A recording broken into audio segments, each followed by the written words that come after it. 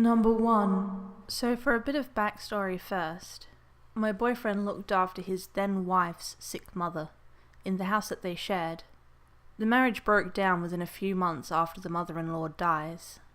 The wife was cheating on him for a couple of years before the mother died and was using her then husband to look after her sick mother. Anyway, the ex-wife leaves a few things behind, some of which are the mother's things, but it all gets moved into the shed. Move forward a few years, we meet, fall in love, and I move into the house and we get started on our life together. Now this shed has had a really dark feeling about it, and I don't really like to go in there unless my boyfriend is there too. One happy sunny day, I go to feed the dogs. The dog food is kept, yep, that's right, in the shed.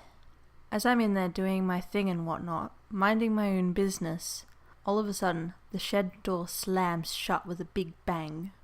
I think, oh shit. I go to the door and it won't open.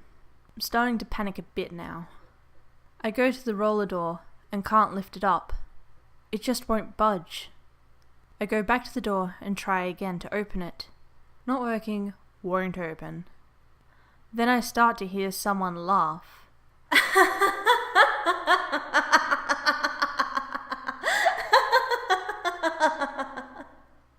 I go back to the roller door and can't lift it. Then back to the door, all while someone is laughing.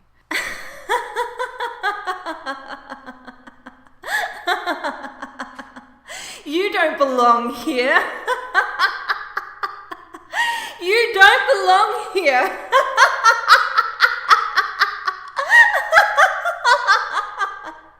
I'm in full panic mode now, banging on the wall of the shed, hoping my boyfriend will hear me as I go back to and from the door to the roller door, but nothing is working. As I go to and fro, I see my boyfriend's old wedding photos, and I know they were in a box that was taped up because I did it myself.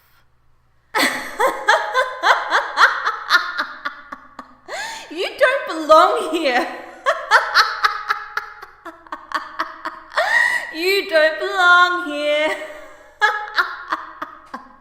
I see a screwdriver and unscrew the lock off of the door, and I'm free, run inside crying my eyes out, asking, "Why didn't you come and get me out of there?" I say to my boyfriend, as I put parts of the lock on the coffee table. He can tell that I'm telling the truth by the panic I'm in. I finally get my shit together, and we go back to the shed, and yes, old wedding photos are on the floor. But the box they're in is open, but still behind other things, with stuff on top of it. Number 2. When I was 16, and in grade 10, I had to sign up for work experience as per my curriculum requirements. As I couldn't find anywhere in time, I asked my dance teacher if I could work as an assistant. She thankfully said I could, and one of my friends joined me in this. It was a lot of busy work that seemed to have no real value in the end. Making props that didn't get used. Cleaning out the costumes room which had over 100 years worth of costumes. All of which probably hadn't been washed in the last 20 or so years. Now there is actually quite a big piece of history that no one ever actually talks about with my school, and that is in the infancy of the school. A young student couldn't bring themselves to carry on any further. Battling with depression during a time frame where it was frowned upon to talk about, they took their own life in the school hall. It is said that ghost actually stays and haunts other students when they're alone. However, I don't necessarily think it's only when alone, as what happened to me happened whilst I had my friend in the costumes room with me. We were going through and reorganizing and cleaning. Anything that was broken had to be thrown out, and everything had to be hung up neatly and put in pairs if there were multiple of the same outfit. As this was going on, I heard a noise and looked behind me. I saw a small pale hand reach up and knock one of the coat hangers. I thought it was one of the other girls at first, and yelled out to them to stop mucking around. With no response, I walked down to the back of the room and looked around. There was no one there. My friend asked what I was doing and why I thought Chloe would be in the same room as us. I told her what I saw, and she said maybe that Chloe had been in here, but had run out before I could do anything. This would have made sense except for the part where I would have seen her. To get out the door, you have to go down one of the side aisles, which I had perfect view of. I looked around and started calling out for Chloe. She eventually came down one of the hallways and berated me for wasting her time. I tried explaining what happened to my teacher, and she told me not to think about it. When I brought it up with other teachers that had been around longer, they told me not to think about it. It was only when one of the Year 12 students told me about the death of the student at the beginning of the school, I started to ask questions even more. But no teachers were willing to talk to me about it, and instead would brush it off, telling me I was crazy, or seeing things. I would have been likely to believe them too, if it weren't for the fact that both Nicole and Chloe had seen the coat hanger moving as if someone had in fact knocked it. Number 3. This isn't my story. It's actually my sister's. When we were kids, we would share a room. We originally had bunk beds, but due to horrible nightmares, I demanded to have my own single bed. So my sister would sleep on the top bunk of the bunk bed, and across the other side of the room, I would sleep in a single bed. One night, my sister Catherine woke up from a horrible nightmare, and just felt uneasy in total. Looking around, she saw a man standing in our bedroom. High cheekbones, dark hair, and wearing an old-fashioned sweater. She said he was looking at me and smiling. He would then look over at the posters on the wall and smile at them too. But then he turned to look at her, and his smile faded and turned into a frown. My sister backed up against the wall, too scared to scream or cry, and suddenly he just disappeared. Not like he faded out, but just she blinked and he was gone. The next day, my sister told my mum what happened. My mum asked her for details on what the person looked like, and she went through the details again and again and again. Mum pulled out a photo of her father, who had died when she was 17, and asked if this was the man. My sister burst into tears and told her that it in fact was him that she saw in our bedroom. I was too young to understand what was going on at the time, but both of them were in tears.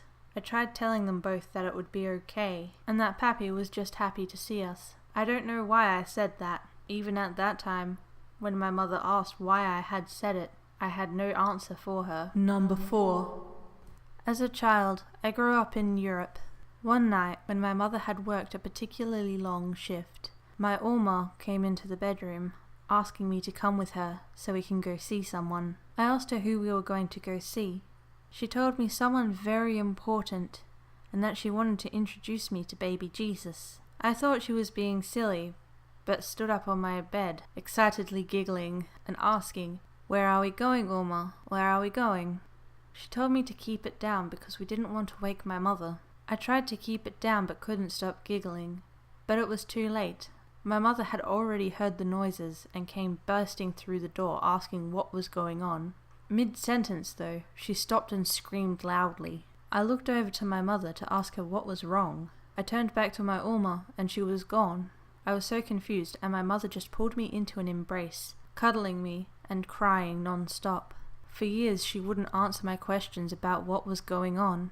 Not until much further down the track in my teen years. I asked her about the time that Uma had shown up in my bedroom.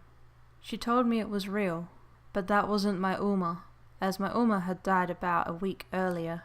The reason she hadn't told me that she had died? My parents had just divorced, and she didn't want to upset me more than she had to.